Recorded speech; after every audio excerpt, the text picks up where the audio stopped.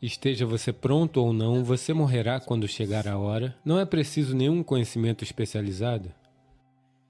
Muitos aspectos da vida exigem conhecimento especializado. Com a morte não é assim. Se eu atirar na sua cabeça, você vai morrer mesmo sem saber nada sobre isso, e perfeitamente bem, não é? Essa é a beleza da morte. A vida não é assim. O que quer que você faça, você sempre olhará para trás e dirá, ah, eu poderia ter feito melhor. Não é? Não é assim?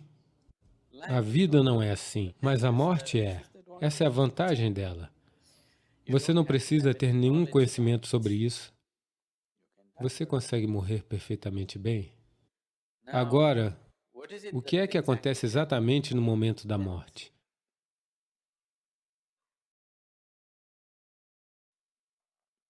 A sua vida pode ser arrancada para fora do seu corpo. Ela é arrancada para fora do seu corpo, porque o corpo, de repente, tornou-se incapaz de conter a vida, extravasou. Ou ela pode ser espremida para fora do corpo, ou pode ser torturada para fora do corpo. Agora você bebeu até um estado em que seu fígado está em frangalhos. Agora, a vida ainda quer continuar, mas o corpo está espremendo a vida para fora, ele está torturando-a para fora. Ela se torna... Você verá pessoas adoecerem implorando, eu não quero morrer, eu não quero morrer. Então chega um momento em que se torna insuportável, daí elas dizem, eu quero morrer. Já viu isso acontecendo? Porque agora que o corpo se tornou uma tortura tão grande, você está buscando a morte como um alívio, não como uma transcendência. É apenas um alívio. Quando o processo da vida se torna extremamente doloroso, as pessoas buscam a morte porque a veem como um alívio. Elas não estão vendo isso como uma possibilidade, elas estão vendo isso apenas como um alívio. Então a morte, embora não seja preciso de nenhum conhecimento especializado para morrer, mas existe muita ciência sobre como morrer. Para tirar proveito desse acontecimento da melhor forma possível, existem muitos sistemas.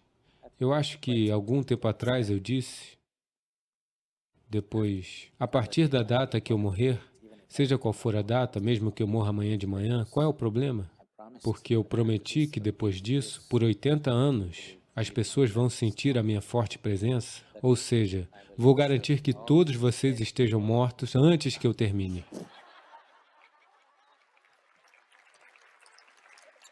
Então, se você mantiver isso, se você apenas mantiver essa conexão, se você persistir, você morrerá bem. Eu não sei se você vai viver bem ou não, isso requer certa competência.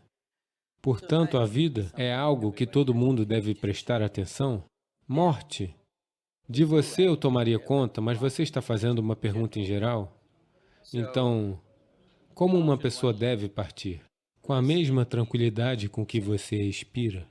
Na verdade, sempre que você se sente um pouco tenso dentro de si mesmo, sempre que se sente um pouco aprisionado dentro de si mesmo, você sempre suspira, não é?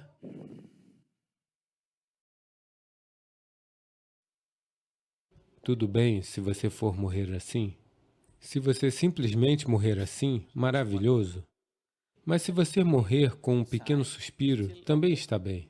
No entanto, se ela tiver que ser esmurrada ou espremida para fora de você, isso não é bom. A vida deve partir suavemente. Ela se instalou no útero como um floco de neve, sem nenhum esforço. Muitas de vocês já estiveram grávidas. Ainda tem alguém aqui? Sim. Um dia, depois que você concebeu, um dia, de repente, algo, bum, entrou em você. Nada disso aconteceu assim. Ela se instalou em você, outra vida se instalou em você, sem você nem mesmo estar consciente disso. Instalou-se com tanta gentileza. Até mesmo um floco de neve você sentiria? É muito, muito mais sutil do que isso. Como uma brisa suave ela entrou, como uma brisa suave ela deve sair. Porque é assim que a vida é. Todas as outras coisas sem sentido foram criadas por você. A vida vem dessa maneira, sai dessa maneira. Se você estiver aqui apenas como vida, se você se tornou o disparate que você acumulou, o saco de sujeira que você é, não é uma terminologia minha, esta é a terminologia local, eles chamam você de saco de sujeira, porque isso é apenas terra. Portanto, o pedaço de terra que você acumulou, você começou a ter ideias insensatas sobre ele. Por causa disso, morrer é uma dificuldade. Caso contrário, como uma brisa suave ela entrou, como uma brisa suave ela deve partir, como uma brisa suave deve sair. Esse é o caminho, essa é a natureza da vida. É assim que a vida é. Você pode ter se transformado em outra coisa, isso é diferente. As pessoas fizeram de si mesmas uma tremenda dificuldade. Então a morte deve acontecer como uma brisa suave, como uma nota suave de uma flauta. Ela deve ir. Será maravilhoso se você for embora em uma música.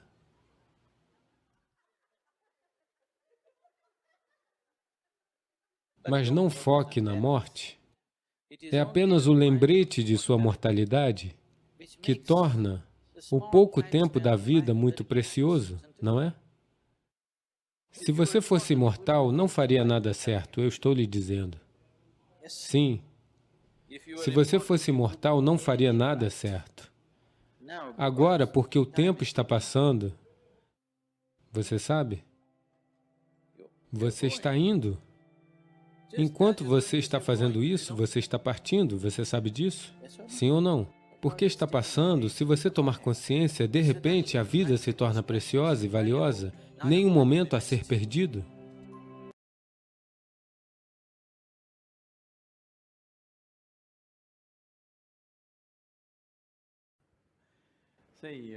Veja, neste momento, se eu lhe disser, ou se você...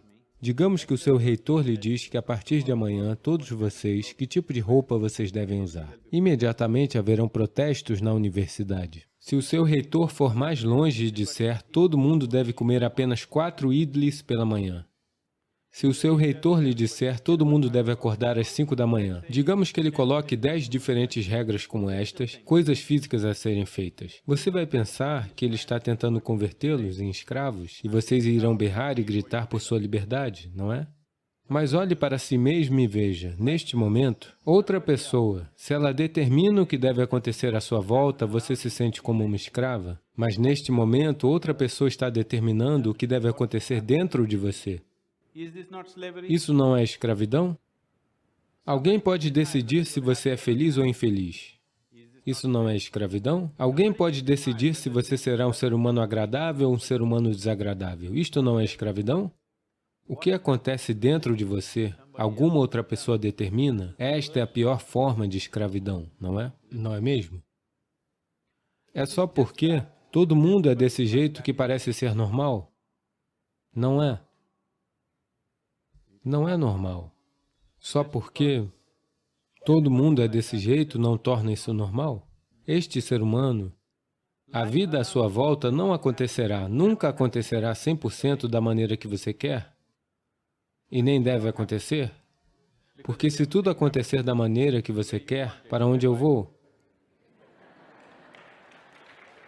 Eu estou muito feliz que não esteja acontecendo da sua maneira. E agora que você é uma estudante, você ainda é estudante, eu creio que uns 60% a 70% esteja acontecendo da sua maneira. Quando você se casar, a porcentagem será revertida. Nós não sabemos.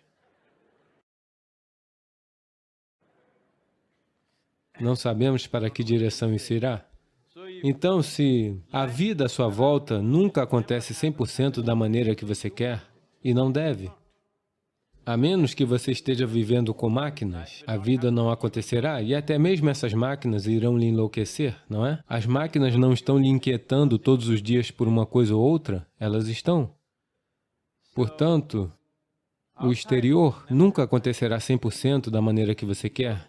E se a sua felicidade ou a sua alegria, ou não vamos usar todas essas palavras, essencialmente é agradabilidade versus desagradabilidade. Para agradabilidade, nós temos muitos nomes, nós chamamos isso de paz, de felicidade, de alegria, de bem-aventurança, de êxtase. Para desagradabilidade, nós temos muitos nomes, estresse, ansiedade, medo, tensão, qualquer outra coisa, loucura, o que seja. Agradabilidade versus desagradabilidade. Se sua agradabilidade depende do que acontece à sua volta, as chances de você ser agradável o tempo todo são remotas, não é?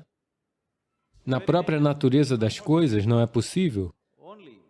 Só é possível se você for capaz de criar uma distância entre isso e aquilo, no sentido de que toda vez que as coisas não funcionam, existe um hábito em muitas pessoas, elas olham para cima, para o wala. Não é? O mundo inteiro está olhando para cima. Olhar para cima, veja, você sabe que o planeta é redondo? Você sabia disso? Ok, o planeta é redondo e você não está sentado no topo do Polo Norte, você está sentado em Tianai aqui, no clima tropical, e o maldito planeta está girando. Então, se você olha para cima, você está sempre olhando na direção errada. Não é? Você está invariavelmente olhando na direção errada, não é mesmo? Talvez em um certo momento, seja qual for na hora de Greenwich, 0 horas, quando você olhou para cima, talvez você tenha acertado o céu. O resto do tempo você está sempre olhando na direção errada, não é mesmo? Então, neste espaço cósmico, existe alguém que sabe o que é em cima e o que é embaixo? Alguém sabe?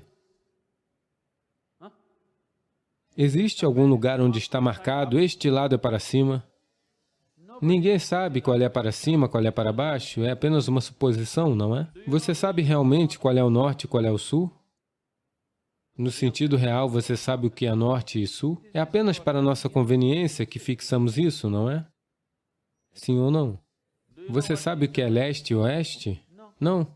Você sabe o que é para frente e para trás?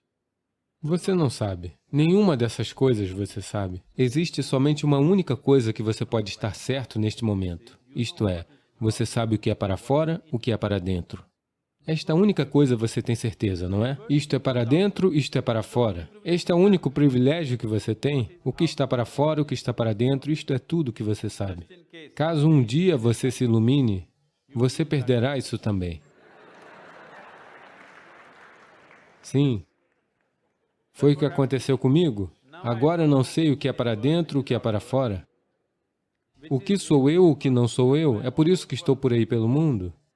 Porque eu não sei se este sou eu ou se aquele sou eu. Então, agora você diz, eu sei o que é para dentro, o que é para fora. Vamos examinar isso um pouco mais. Vocês podem me ver agora, todos vocês? Você consegue me ver? Apenas aponte aonde estou. Use suas mãos e aponte. Vocês conseguem me ver? Ah, você errou. Você sabia que eu sou um místico? Você está entendendo isso totalmente errado. Agora, essa luz está recaindo sobre mim, refletindo, passando por suas lentes, imagem invertida em sua retina. Você conhece a história toda, certo? Aonde você me vê neste momento? Dentro de você mesmo. Aonde você me ouve neste momento? Dentro de você mesmo. Aonde você tem visto o mundo inteiro?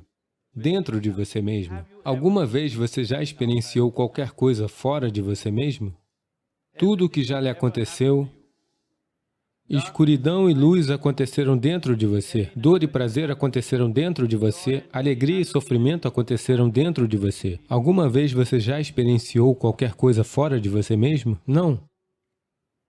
Então, o que eu estou lhe perguntando é, o que acontece dentro de você? Quem deveria determinar como isso deve acontecer? O que acontece dentro de você, quem deveria determinar como isso deve acontecer? Outra pessoa? Definitivamente, você deveria determinar o que deve acontecer dentro deste, não é? Portanto, se você determina o que está acontecendo dentro deste, toda a sua experiência de vida será determinada por você, ninguém mais além de você, não é? Os eventos à sua volta podem não ser determinados por você, mas como sua experiência de vida é neste planeta, Isso é 100% determinado por você, se você assumir o comando disso. Se você deixar isso solto, qualquer pessoa determinará. Eles irão, não conscientemente, eles também são como você, por acaso.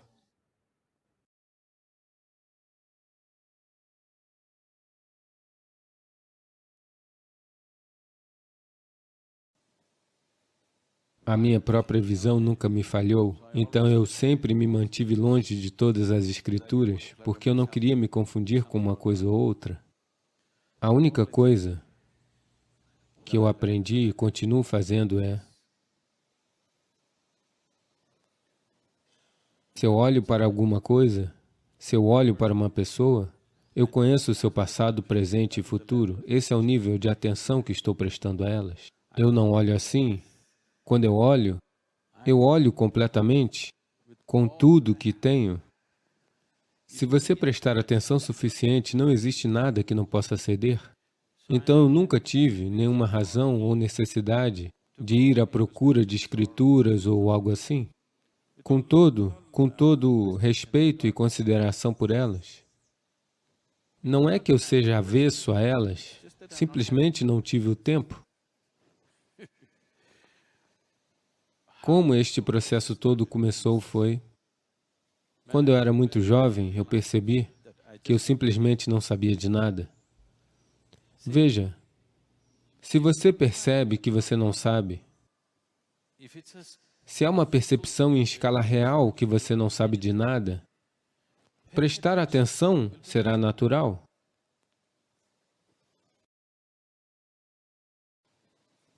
Por que você sabe tudo?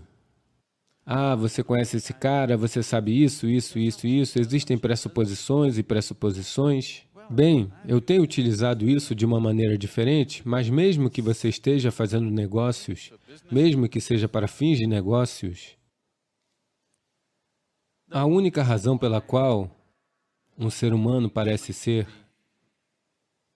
todas as oportunidades parecem estar indo na direção dele, não de outra pessoa, é simplesmente porque ele é capaz de ver e as outras pessoas não. Não é que não esteja lá para os outros. Um é capaz de ver e os outros não são. Então, essencialmente, um líder significa que você é capaz de ver algo que os outros não são capazes. Portanto, atenção sem intenção. Simplesmente estar atento, é isto que estávamos tentando fazer à tarde.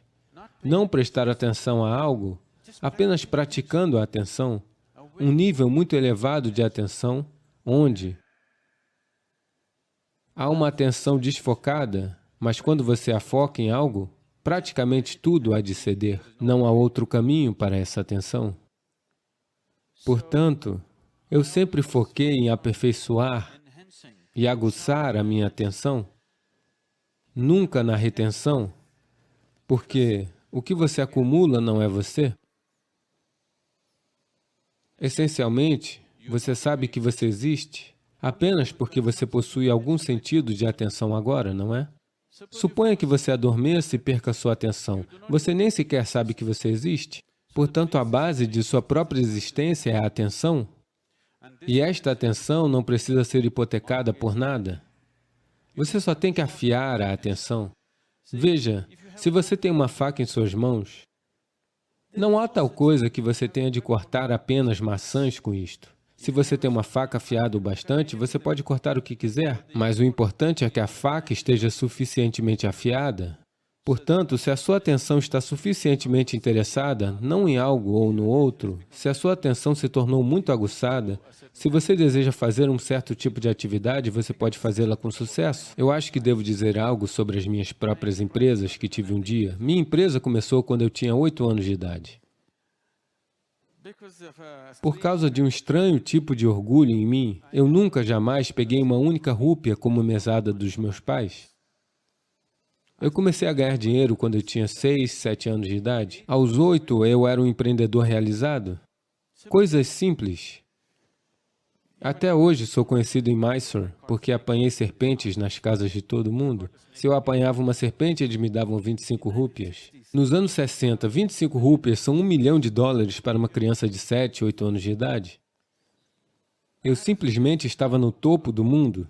Então, existe um Instituto de Pesquisa de Alimentos, CPTRI.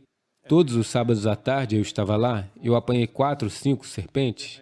Eles as mediram, eu tenho que mostrar assim. Se tiver mais de 1 metro, eu recebo 50 rúpias. Menos de 1 metro, eu recebo 25 rúpias. Numa tarde, eu ganharia de 100 a 150 rúpias.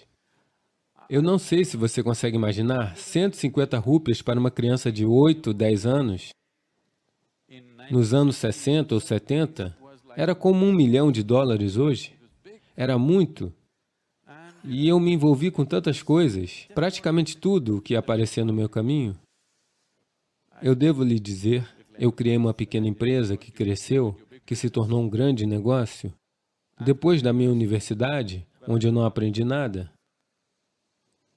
mas eu passei. A única coisa foi que, até então, eu tinha cruzado a Índia em minha moto e, de repente, eu percebi, quando cheguei nas fronteiras da Índia, eles me pediram por algo diferente da minha carta de condução. Eu nem sequer sabia que existia um passaporte. Veja, não é como hoje. Hoje, toda criança, talvez de 3, 4 anos de idade, sabe que ela tem que ter um passaporte. Eu tinha 20 anos, mas eu não sabia que eu precisava de um passaporte. Eu fui até a fronteira e eles disseram, onde está o seu passaporte? Eu disse, o quê? Eu tenho uma carta de condução? Eles disseram, não, você precisa de um passaporte. Então eu regressei da fronteira do Nepal e retornei na minha moto. Então o meu único sonho era, eu vou simplesmente viajar pelo mundo. Então eu queria fazer alguma coisa. Eu comecei um tipo de plantação, agricultura comercial. Eu estava ganhando dinheiro, eu pensei que iria fazer por 2 anos e partir, mas nesse meio tempo o meu empreendedorismo decolou de tantas maneiras diferentes. Dessa forma eu segui. E depois, existia uma indústria por perto, eles queriam construir uma estação de tratamento de água. Aconteceu de eu conhecer a pessoa que estava gerindo a indústria. Eu simplesmente fui lá, queria me encontrar com ele. Eu estava sentado em seu escritório, eles estavam discutindo algo sobre uma estação de tratamento de água. Eu apenas ouvi aquilo e eles estavam olhando os desenhos e outras coisas. Então eu perguntei, eu posso me candidatar? Eu posso fazer isso? Porque é perto da minha fazenda, eu posso fazer isso? Ele disse, não, isso é muito complexo, existem alguns especialistas de Mumbai e Bangalore que virão e farão isso. Você não pode fazer isso. Eu disse, dê-me uma chance, deixe-me ver. Eu peguei o arquivo dele, eu fui e li tudo. Então eu voltei até ele depois de 3 dias e disse, eu consigo fazer isso. Ele disse, não faça isso, você é meu amigo. Eu não quero fazer isso. Não, deixe-me só dar uma proposta. Então naqueles dias existia algo chamado Nava Karnataka, um mercado de livros. Eles vendiam somente livros russos. Você costumava obter grandes obras de literatura, você podia obter Guerra e Paz de Léo Tolstói por 2 rúpias e livros de engenharia por 1 rúpia, 2 rúpias, todos os livros com capa dura. Eu comprei 10 livros sobre estação de tratamento de água, sentei na minha fazenda e me debrucei nisso dia e noite. Eu criei meu próprio novo design. Eu fui até lá e fiz uma proposta de 1,76 lakhs. Lembre-se, isso eram os anos 70.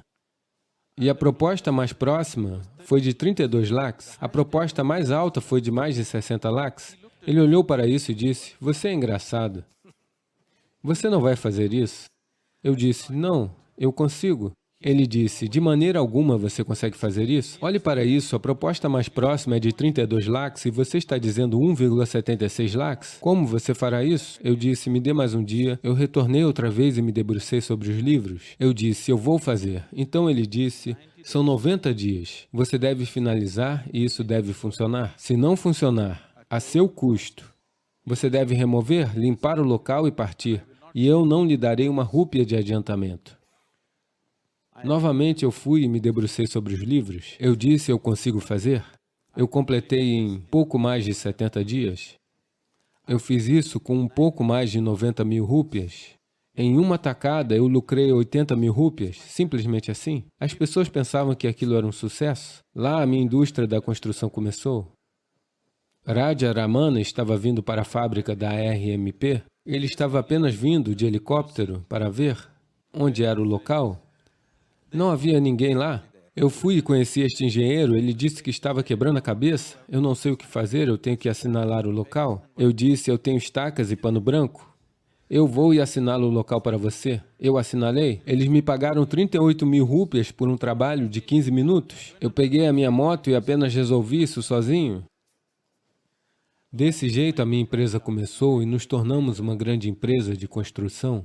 Nós estávamos indo muito bem, mas daí me tornei iluminado, então eu desisti.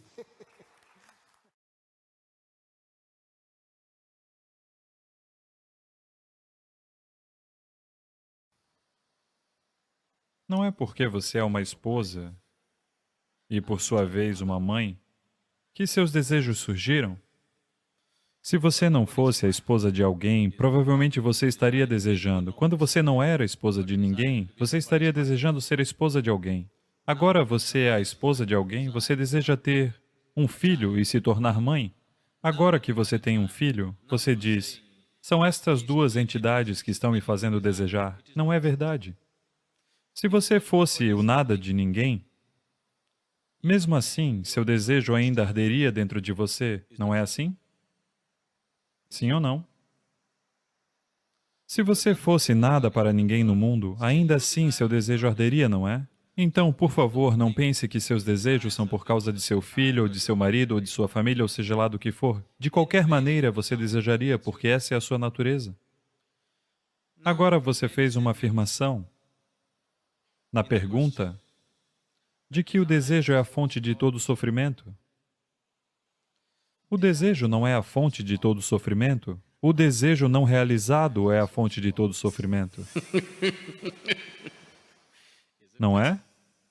Não é assim? Desejos realizados são a fonte de sua alegria. Desejos não realizados são a fonte de seu sofrimento. Agora, o que fazer com o desejo? Vamos matar o desejo? Eu sei que pessoas têm lhe ensinado tais coisas. Você deve matar todos os seus desejos. A menos que você destrua seus desejos, seu sofrimento não desaparecerá. Esses ensinamentos chegaram até você, não é? Agora, se você quiser destruir todos os seus desejos, tudo o que você terá um grande desejo de destruir todos os seus desejos. E você permanecerá eternamente insatisfeito. Eu não quero nenhum desejo. É isso um desejo? É isso um desejo ou não? Sim. Então, se você tentar fazer truques com isso, não vai funcionar. Porque o desejo não é por desejar nada em particular. A energia que você chama de desejo não é diferente da energia que você chama de vida. Se você quer se mover do ponto A para o ponto B, você precisa do desejo, não é? Agora, o que lhe trouxe aqui hoje? Não foi o ônibus ou o carro ou qualquer outra coisa. Foi o seu desejo que o trouxe aqui hoje, não foi? O que o levará para casa? É o seu desejo que lhe levará para casa. O que o fará comer? É o seu desejo que lhe fará comer. Portanto, o que você chama de desejo não é nada diferente do que você chama de vida. A vida é desejo. A própria base de sua vida é desejo, não é? Então, se eu lhe disser mate o desejo, a única maneira é se enforcando. Não há realmente outra maneira. Agora eu quero morrer. Isso também é um desejo, não é? Sim ou não? Portanto, não se engane com essas coisas. O desejo é a própria essência de sua vida. Mas, ao mesmo tempo, você também sabe que o desejo é uma coisa sem fim. Se você realiza um, o próximo estará pronto. Se você realiza esse, o próximo estará pronto. E ele o mantém ocupado o tempo todo. E, obviamente, alguns desejos não serão realizados. E esses desejos não realizados causam muito sofrimento a você. Se você olhar para o desejo, na verdade, quando começamos, era isso que estávamos buscando, nós só não usamos a palavra desejo. Existe algo dentro de você ansiando ser um pouco mais do que você é neste momento, não é? Isso é desejo. Então, o objetivo supremo do seu desejo é o ilimitado, a natureza infinita. Mas, porque você não está consciente, você está dando uma expressão inconsciente há o anseio que está querendo se tornar ilimitado. Então, você não tem que destruir o seu desejo porque você não pode. Pode alguém destruir seu desejo? É possível? Não há como, porque isso é a vida. É apenas que você precisa tornar o seu desejo em um processo consciente. Neste momento, ele está funcionando inconscientemente, porque neste momento os seus desejos não são sequer sobre você. Por favor, veja isso. Neste momento, você está morando em Trivandrum ou Tiruvunanthapuram. Seu vizinho tem um carro grande. Qual é o seu desejo? Você quer ter 2 carros desses. Agora, você não conhece todos esses carros, você está vivendo em um lugar remoto. E o seu vizinho tem um grande búfalo. Qual é o seu desejo? Você quer ter 2 búfalos desses. Portanto, o seu desejo é apenas uma reação às situações sociais nas quais você está vivendo, não é? Isso é assim porque esse anseio por expandir está encontrando uma expressão inconsciente. Se você tornar seu processo de desejar em um processo consciente, então o desejo não é mais um problema. O desejo é um maravilhoso veículo que lhe levará a lugares. Mesmo que você queira alcançar o Supremo, você precisa de um desejo, não é? Sim ou não? De qualquer maneira, o desejo em você está ansiando por não ter amarras, está ansiando pelo ilimitado, está ansiando pela natureza suprema. Você só tem que lhe trazer consciência. Se você trouxer consciência ao seu processo de desejar, ele é um instrumento maravilhoso. Se ele encontra a expressão inconsciente, então ele lhe faz correr como um doido. O tempo todo ele o mantém correndo sem parar. Portanto, ser uma esposa, ser uma mãe, é extremamente importante. Agora que você é mãe, não é uma responsabilidade pequena. Você trouxe outro ser humano para este planeta. Agora, que tipo de ser humano você produz? Essa é uma responsabilidade muito grande, não é? Não se trata apenas de reprodução. Que tipo de próxima geração você cria, isso está em suas mãos enquanto mãe, não é? Sim? Que tipo de pessoas irão viver neste planeta na próxima geração é decidido pelas mães de hoje, não é? Quando você possui tal responsabilidade, você não pode se dar ao luxo de viver inconscientemente, você deve se tornar consciente. Principalmente as mulheres devem se tornar conscientes, isso é muito, muito importante.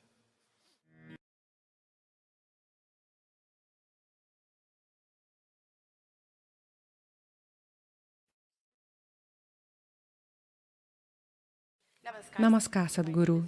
Meu nome é Rito. Minha pergunta é, o que, segundo você, é ser bem-sucedido em espiritualidade? Em espiritualidade ou na vida? Em espiritualidade. E eu conhecerei isso antes de morrer?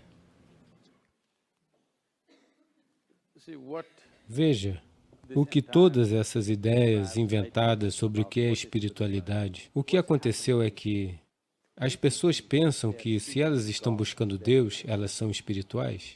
O que você precisa entender é que você já fez uma suposição e então você está tentando concretizar a sua suposição. Você quer que um guru lhe diga, sim, Deus está lá, busque-o.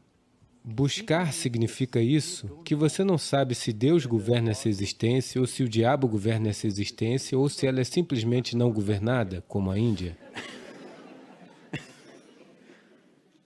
Você não sabe. É por isso que você quer buscar? Você está buscando significa que você não sabe e você quer saber. Se alguém há de ser bem-sucedido, como eu disse anteriormente, a coisa mais importante é que sua inteligência não se identifique com nada. Porque a natureza do intelecto é essa.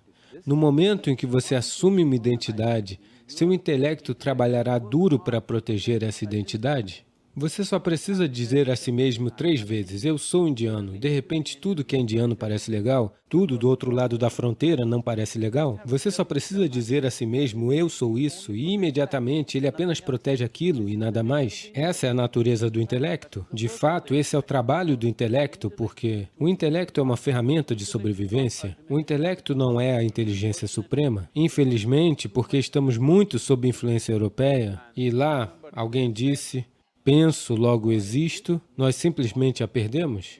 Na Índia, no sistema iógico, não atribuímos muita importância ao seu pensamento, para começar. Então, uma vez que a razão pela qual não damos importância ao processo de pensamento é que ele só pode acontecer a partir dos dados limitados que você coletou. O que você chama de pensamento, qualquer que seja o tipo de pensamento que você tenha, é apenas uma reciclagem dos dados limitados que você acumulou. Talvez você pense sobre deuses, talvez você pense sobre prazer, sobre política, sobre dinheiro. São apenas dados que você tem, você está os reciclando, você não está tocando. Veja, você pode estar pensando, seja lá o que for. Então, eu tenho dito, isso é uma coisa difícil de fazer com as pessoas. Eu estou constantemente lhes dizendo, se Deus aparecer em sua meditação, você só tem que ignorá-lo. Ah, mas Sadhguru, se Shiva vier, especialmente se ele vier. Porque Shiva está vindo somente por causa das imagens de calendário que você já viu. Se você tivesse nascido em outro lugar, outro alguém estaria vindo? Então, estes são dados antigos que estão sendo reproduzidos. Então, o que quer que esteja sendo reproduzido, veja, você não pode pensar em Deus, você não pode pensar em dinheiro, não pode pensar em oceano ou em céu. Você só está reciclando os dados limitados. Portanto, não reconhecemos o processo de pensamento como uma grande forma de inteligência. Ele é um instrumento maravilhoso para lidar com a sua sobrevivência no mundo material. Mas se você deseja buscar algo, há outras dimensões de inteligência dentro de você, para colocar de maneira muito simples. Hoje à tarde, o que quer que tenha comido no almoço, digamos que você comeu um chapati. O chapati se transforma numa mulher maravilhosa como você, porque você comeu o chapati. Se o Suhel comer esse chapati, ele se tornará um homem. Se um cachorro comer Mas isso... eu sou um homem. É por isso que eu estou dizendo... Ah, tá bom. Você não está me entendendo. O que estou dizendo é que, se um cachorro comer o chapati, ele se transforma num cachorro. Então você acha que é um chapati muito inteligente? Não. Isso é programado. Em seu sistema há um certo volume de memória e inteligência que é capaz de transformar um simples chapati num ser humano. Quando eu digo num ser humano, eu estou falando do mecanismo mais complexo do universo de que temos conhecimento. Podem existir outros, mas este é o mecanismo mais complexo do universo de que temos conhecimento. Com o que você fabricou uma máquina tão complexa? Com chapatis, bananas, dal, isso e aquilo? Praticamente qualquer coisa que você come se transforma. Portanto, existe uma inteligência dentro de você que é a própria fonte da criação. Em vez de encontrar acesso a isso, você está muito perdido em seu próprio processo de pensamento. Uma vez que você se perde em seu processo de pensamento, suas identidades se tornam super fortes. Quando elas se tornam super fortes, você tem um senso de confiança, mas toda a sua clareza desaparece. Infelizmente, os próprios fundamentos das chamadas religiões do mundo têm a ver com construir confiança. Não se preocupe, Deus está com você. Sabe, há alguns anúncios bancários, você sabe, eu estou com você. Você sabe como um banqueiro está com você?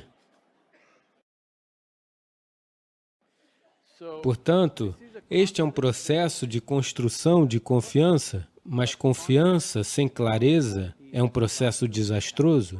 O que você precisa é de clareza. Confiança significa que você não pode ver, mas você está confiante. Este é um caminho perigoso de seguir. Isto é o quê? Este é um desastre recorrente. Veja, não são precisos milhares de anos para descobrir aspectos simples da vida. Estou dizendo, agora, Suhel está enfrentando essas coisas, raiva, ódio, todo tipo de preconceito contra os outros, com grande veemência a respeito disso. O que estou dizendo é, estas são coisas simples em um ser humano. Depois de milhões de anos vivendo aqui, se você não consegue descobrir qual a maneira de estar fora disso, obviamente, seu intelecto não está indo bem o suficiente, não é? Você precisa de outras dimensões da inteligência? As pessoas me perguntam, Sadhguru, todos os outros gurus estão fazendo tantos milagres, você não faz nada? Eu digo, você quer que eu puxe um pombo do meu bolso? Se eu fizer isso, você terá um pássaro e eu terei um bolso cagado? Mas não, vamos ficar com isso. Mas você reconhece que existem muitas dessas pessoas que estão realmente fraudando as emoções de uma grande parte da população fazendo esse tipo de bobagem? Veja, a corrupção não é uma prerrogativa apenas de pessoas espirituais. Há políticos corruptos, há advogados corruptos, há policiais corruptos, médicos corruptos. Há corrupção em todos os tipos de profissões, certo? Ela entrou em todas as esferas da vida. É só que, quando uma pessoa que afirma ser um guia espiritual ou um guru se torna corrupto, ele se destaca de forma gritante, porque hoje, se você for a uma delegacia de polícia, você está esperando que ele seja corrupto, infelizmente. Se ele não for corrupto, você fica surpreso. É aí que você fala, ai meu Deus, eu fui à delegacia, o cara não pediu dinheiro, ele fez o trabalho para mim, entende? Mas quando você vai a um médico, se ele é corrupto, você fica um pouco ferido porque você colocou o seu eu físico nas mãos dele. Mas quando você vai a um guru, você coloca toda a sua vida nas mãos dele. Se ele é corrupto, você fica profundamente ferido, certo? Portanto, a integridade necessária para executar diferentes níveis de atividades é definitivamente mais exigida quando se investe mais confiança nisso. Mas, infelizmente, o empreendimento espiritual começou. Ok? É um empreendimento. Se você ler 2 páginas do Gita, você pode se tornar um guru neste país. Você não precisa ler a coisa toda, 2 páginas e repetindo as mesmas 2 páginas num idioma que outras pessoas não entendem, você se tornará um guru. Então, sobre ter sucesso com seu processo espiritual, isso é tudo o que você precisa fazer. Esta noite, quando você for para casa, sente-se na sua cama, olhe para si mesmo, o que é você e o que você acumulou, ok? Você tem um lar, você o acumulou, você tem pessoas, você as acumulou, você tem roupas, você as acumulou, você tem um corpo, você o acumulou, o conteúdo da sua mente, você o acumulou. Veja, antes de ir para a cama, feche seus olhos e veja se você pode manter tudo isso de lado, ainda que intelectualmente. Apenas tente manter isso de lado e vá para a cama todos os dias. Você verá que um dia você acordará de uma maneira que não acreditava ser possível, verdadeiramente acordado.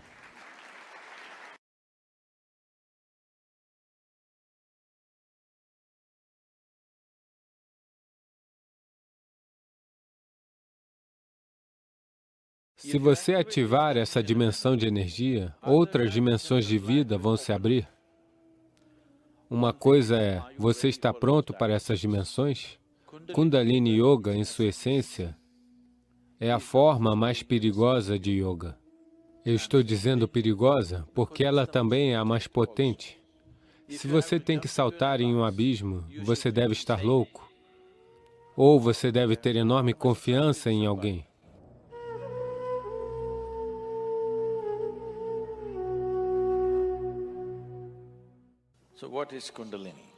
Então, o que é Kundalini? Nesse momento, eu estou falando. Isso é Kundalini.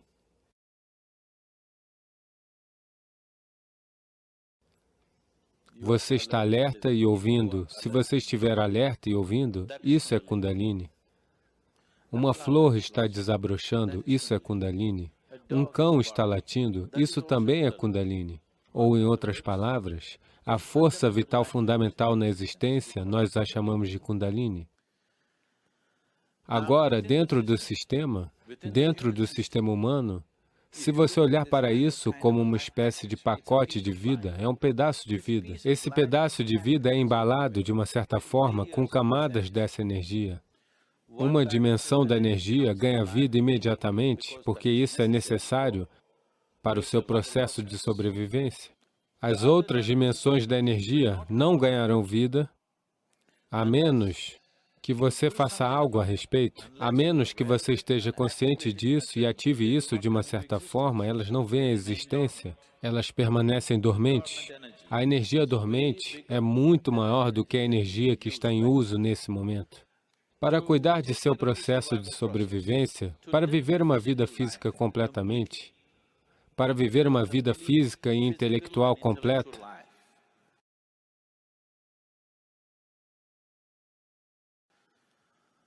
você precisa ativar apenas cerca de 21 dos seus chakras. Desses 114, se cerca de 21 deles estiverem ativos, você viverá uma vida completa, você não sentirá nenhuma inadequação, você viverá uma vida física completa. Não haverá nenhum problema com a sua vida. Você vai pensar que você é um grande sucesso, mas você está com apenas 21. Isso é menos de 21% de 114. Menos de 20%.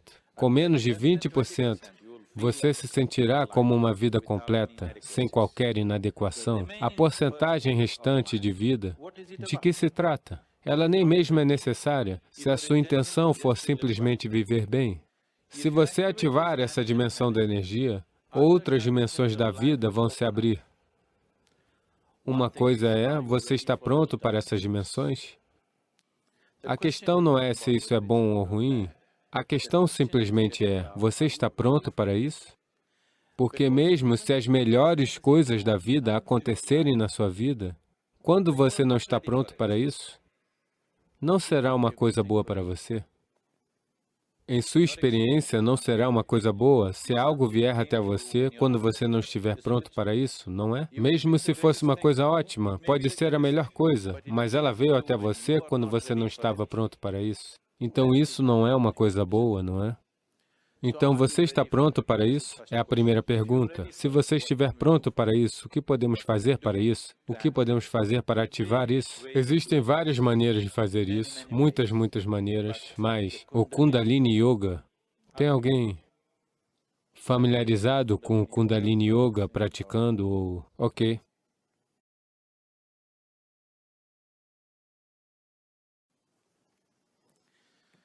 Kundalini Yoga, eu não estou fazendo comentários sobre ninguém, ok? Kundalini Yoga, em sua essência, é a forma mais perigosa de yoga. Eu estou dizendo perigosa porque também é a mais potente.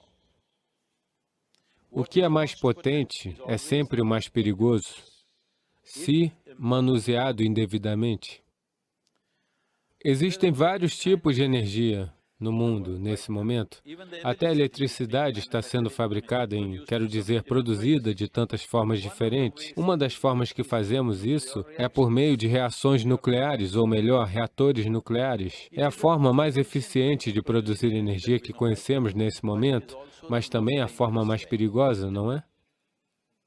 Quando as coisas dão errado, elas dão muito errado. Quando elas estão dando certo, é a maneira mais fácil e melhor de produzir energia no planeta. De fato, é a energia nuclear.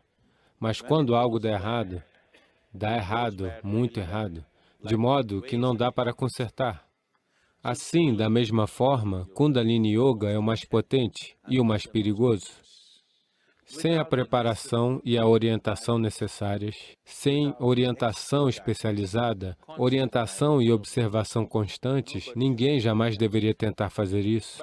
Mas o problema é que livros foram escritos sobre isso e todo mundo quer fazer o yoga mais elevado. Ninguém quer começar com A, todos querem começar o alfabeto com Z.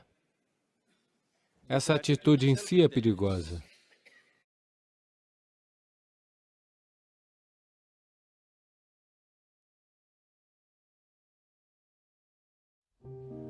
Se o sono estiver invadindo sua vida, a qualquer hora do dia, coma apenas 24 porções de comida.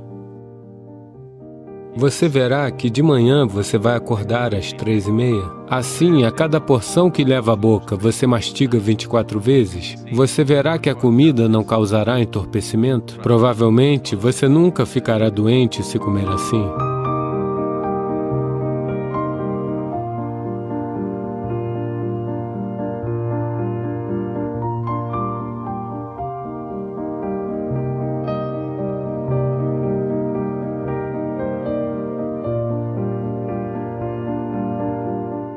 Então, se toda vez que você se sentar para meditar, acontecer de você ter tendência a adormecer, eu quero que você entenda o que é, antes de mais nada. A maioria das pessoas, não a maioria das pessoas, muitas pessoas no mundo, não conseguem dormir mesmo quando querem dormir. Sim, Muitas pessoas vão para a cama e tentam desesperadamente dormir, mas não conseguem dormir. Elas têm que tomar uma pílula para dormir. Esta é a condição de milhões e milhões de pessoas no planeta. Então, se o sono está invadindo sua vida praticamente a qualquer hora do dia, uma coisa fundamental é verificar a sua saúde básica. Basta verificar se tem algo errado no seu sistema, fisicamente errado. Se você está passando por uma certa... Você notou que quando não está bem, quando você não está bem, você dorme muito mais do que o normal, não é? Porque algo está acontecendo no corpo que não permite ter energia suficiente para fazer outras coisas. Ele quer descansar. A primeira coisa é isso. A segunda coisa é a comida que você come. Então, se você deve fazer, você sabe, geralmente as pessoas que estão no caminho do yoga, você sabe o que elas dizem? Você deve comer apenas 24 porções, não estou dizendo isso para todo mundo. Se você notar que você tende a adormecer durante o dia, coma apenas 24 porções de comida, ou seja, leve 24 porções à boca. Por que 24? Não vou entrar neste assunto de números agora, mas tem uma ciência por trás disto. Coma somente 24 porções. Uma porção não significa...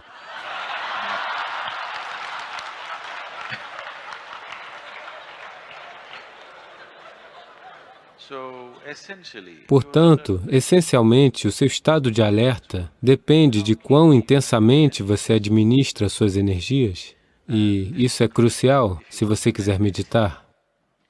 Não é fazendo 15 minutos de shunya. Se você quiser se tornar meditativo em seu processo de vida, este estado de alerta, alerta não apenas da mente, alerta da sua energia, que sua energia esteja alerta. Para mantê-la em estado de alerta, é por isso que você está fazendo sadhana.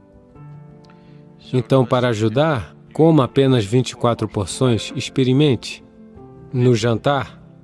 Ou você quer fazer isso amanhã? Vamos tentar no jantar de hoje ou amanhã? Agora, se você comer apenas 24 porções, porções de tamanho normal, você verá que de manhã você vai acordar às 3h30? Sim.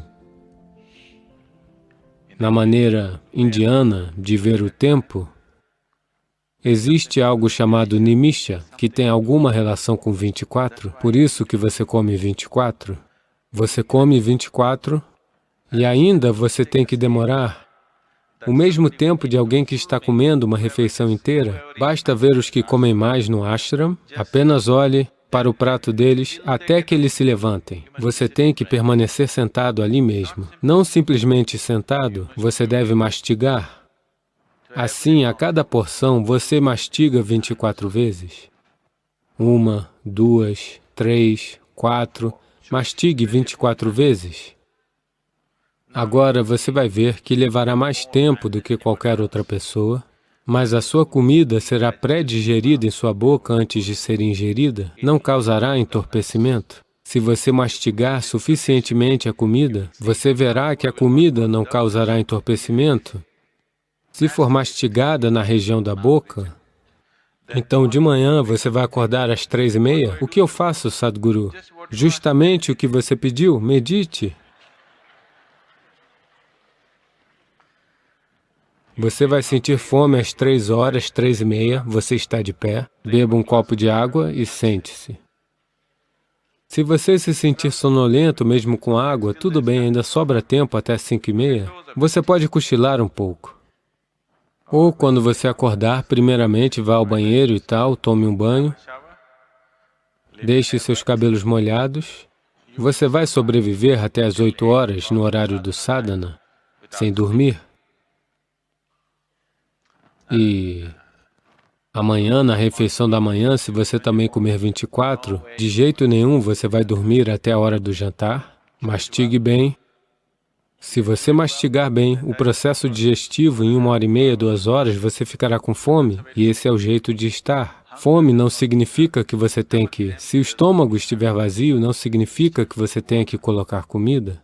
Basta você colocar água e você ficará alerta, você será muito energético, você não perderá nenhum peso, porque o seu sistema aprenderá a usar bem os alimentos que você comeu, ao invés de simplesmente desperdiçá-los. É tanto economicamente quanto ecologicamente muito bom para o mundo e muito bom para a sua saúde. Provavelmente você nunca ficará doente se comer assim. Portanto, 24 porções de comida, você deve mastigar 24 vezes cada porção completamente. Deve se tornar como uma pasta antes de você ingerir. Você verá que se sairá maravilhosamente bem, você poderá meditar.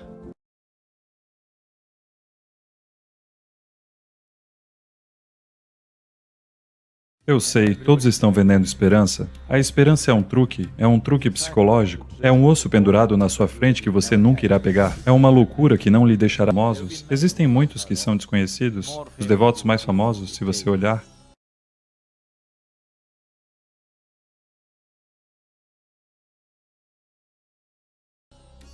Veja Mirabai, veja os Nayamars e muitos outros devotos bastante conhecidos hoje, seja Aka Mahadevi ou muitos deles. Inúmeros devotos bem conhecidos, historicamente.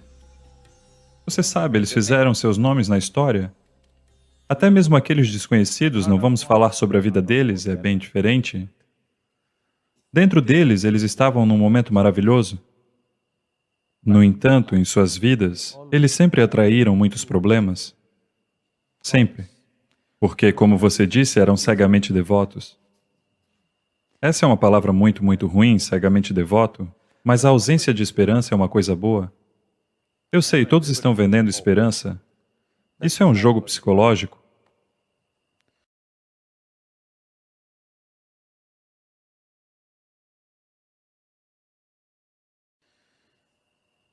Você pode experimentar. Eu não estou falando com você sobre devoção, mas permita-me falar sobre a ausência de esperança. Todos os dias. Um dia, de repente, se você sentir que a esperança não existe, talvez você se sinta deprimida. Simplesmente todos os dias você vê que, na verdade, não existe esperança. O que é a maldita esperança? De qualquer maneira você vai morrer. Onde está a esperança para você? É uma vida sem esperança.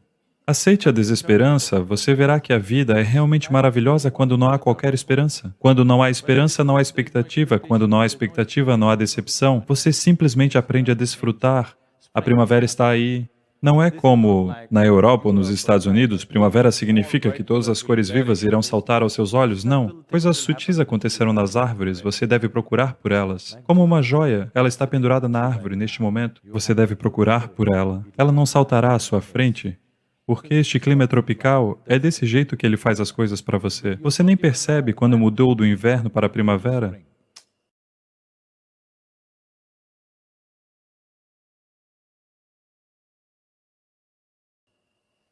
Sabe?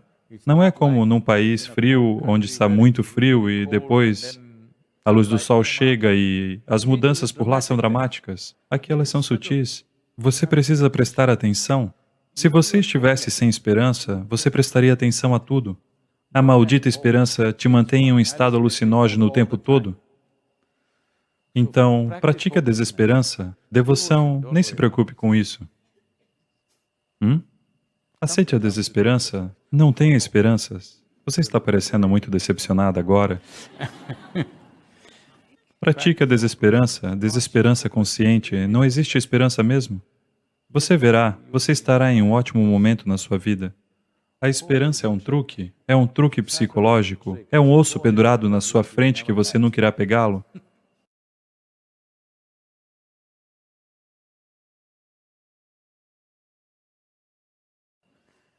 Se você armar um mecanismo para um cachorro com um osso, ele correrá a vida inteira atrás disso. Isso é esperança.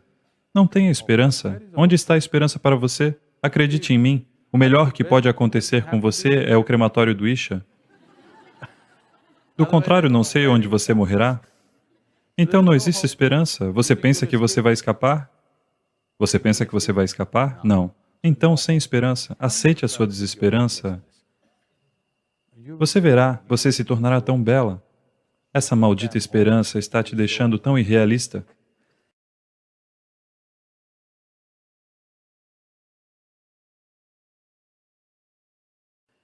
Todos os tipos de explosões na sua mente que não têm nada a ver com a realidade. Se você não tiver esperanças, você só fará aquilo que você pode fazer.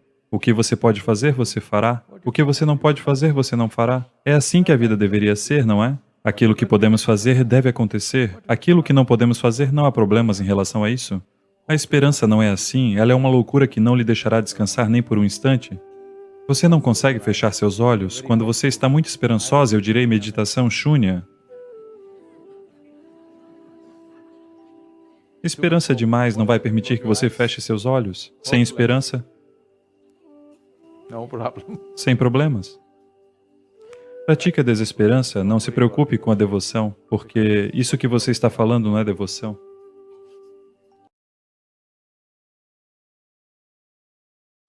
Portanto, a minha pergunta é: deveríamos acreditar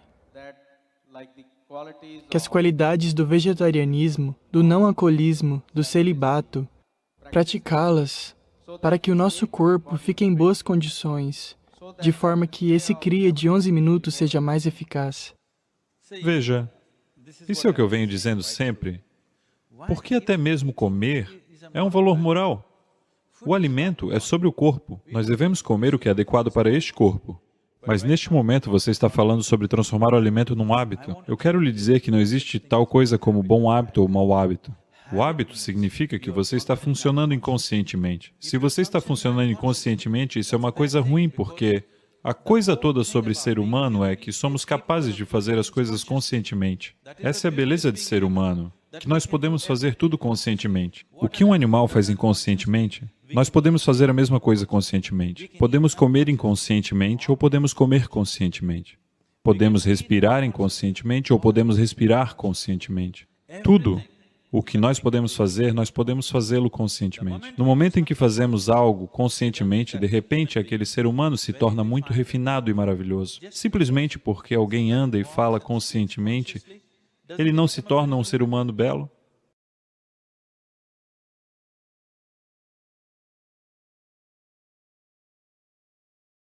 Sim ou não?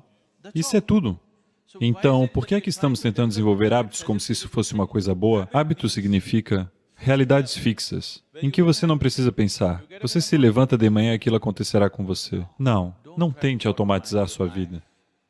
Isso não é eficiência, essa é a eficiência da máquina. Este aqui deveria funcionar inteligentemente e conscientemente. Ninguém está esperando que isso funcione como uma máquina. Portanto, sobre a comida e outras coisas, o alimento deve ser adequado para o corpo para o qual nós nos alimentamos. É para o corpo. Isso é o material de construção para este corpo, a comida que você come. Qual é a comida adequada? Infelizmente, está tudo bagunçado neste momento. Tradicionalmente, nós comíamos muito sensatamente neste país. Mas esses 1000 anos de invasões trouxeram outros tipos de culturas alimentares. E hoje, a dieta nacional é pizza ou macarrão. Qual deles eu não sei, ambos estão competindo.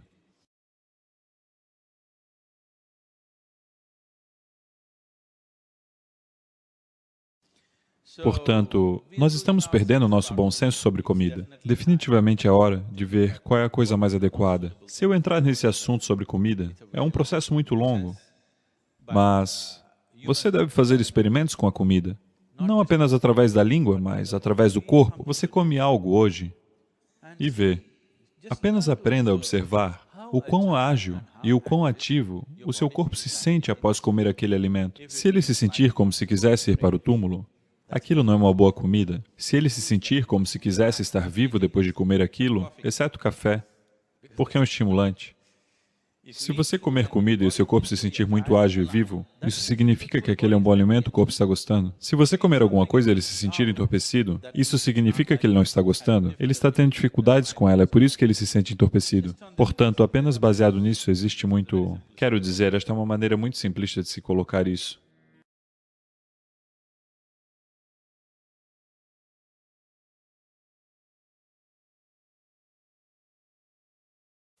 Não é sobre lavar a sujeira na sua pele, mas uma certa purificação em um nível mais profundo acontece. Alinhado com suas orelhas, aqui neste ponto, você coloca um pouco de água fria.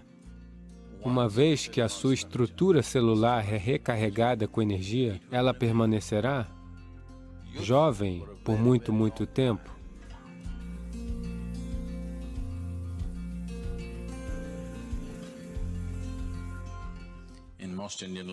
Na maioria das línguas indianas, no uso popular, a palavra Hatha significa ser irredutível. Essa é uma qualidade que você precisará.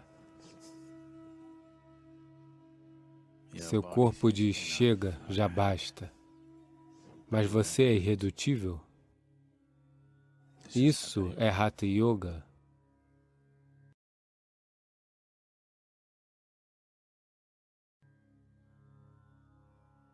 A sua mente diz, eu desisto, não posso mais fazer isso.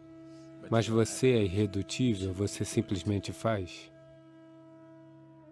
Portanto, Hatha Yoga é sobre criar um corpo que não será um obstáculo na vida da pessoa. Ele se tornará um passo adiante, mas não um obstáculo, não um bloqueio no progresso de uma pessoa desabrochando em sua possibilidade suprema.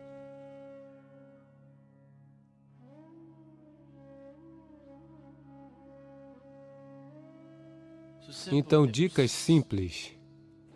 Eu não sou conhecido por dar dicas. Que má reputação eu tenho.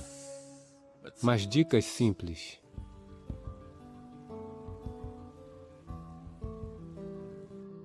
Na cultura iógica, um chuveiro não existia chuveiro. Banho sempre significava mergulhar no rio. Eles sempre iam para o rio, mergulhavam, saíam e pronto. Se você fizer isso, seus músculos serão bons. Então, uma maneira alternativa de fazer isso é...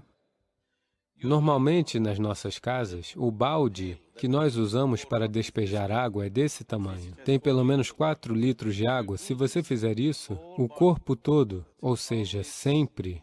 Eu quero dizer, eu não insistirei nisso para as senhoras, seus penteados e tudo mais, mas sempre um banho significa que o primeiro balde de água é na sua cabeça, sempre. Colocar água fria no seu corpo irá transferir o calor para o seu cérebro muito rapidamente. Isso não deve acontecer. Então, é por isso que aqueles que não querem molhar o cabelo, ao menos deveriam pegar um pouco de água fria e colocar. Você sabe, tem um ponto aqui, alinhado com suas orelhas. Aqui neste ponto, você coloca um pouco de água fria, imediatamente você verá um certo resfriamento acontecer na região da cabeça. Depois disso, você pode tomar banho só com o corpo.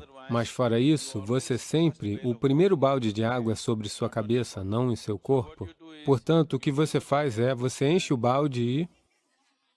Essa é a melhor maneira de fazer isso pela manhã. O corpo deve ficar imerso na água, de modo que você esteja tentando criar a simulação de um mergulho no rio, ok? Ao mesmo tempo, todo o corpo deve estar, pelo menos a pele deve ser coberta de água ao mesmo tempo, não aqui, aqui, aqui, ali, ali, ali, sabe?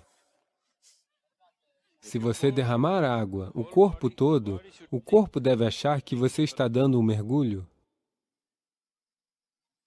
Então, se você despejar assim, haverá um certo resfriamento no sistema e os músculos se tornarão muito flexíveis. O chuveiro pode fazer isso com você. Se o chuveiro for forte o bastante, ou pelo menos se o volume de água for bom o suficiente, o chuveiro pode facilmente fazer isso.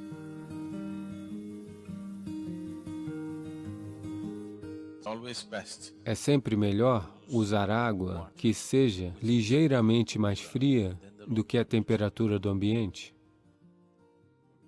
Basta um certo volume de água fluir sobre você ou estar imerso em uma água mais fria que a temperatura ambiente. Porque, se isso acontecer, uma coisa que acontece na superfície é que As células epiteliais se contrairão. Quando elas se contraem, elas abrem todos os poros. Os poros entre as células se abrirão.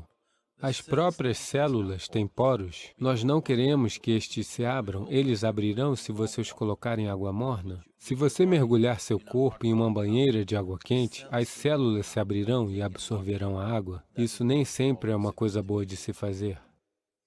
Você coloca o corpo em água fria, as células se contrairão, os espaços intermediários se abrirão, e isso é importante para praticar yoga, porque nós queremos que a estrutura celular do corpo seja recarregada com uma dimensão diferente de energia.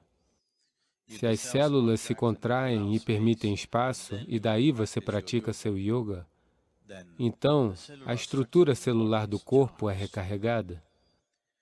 O motivo pelo qual uma pessoa parece estar muito mais viva do que a outra é, essencialmente, por causa disso. E, uma vez que sua estrutura celular está recarregada com energia, ela permanecerá jovem por muito tempo. Enquanto as pessoas estão pensando por que o velhote ainda não está morto, você continua se sentindo como se tivesse 25 anos.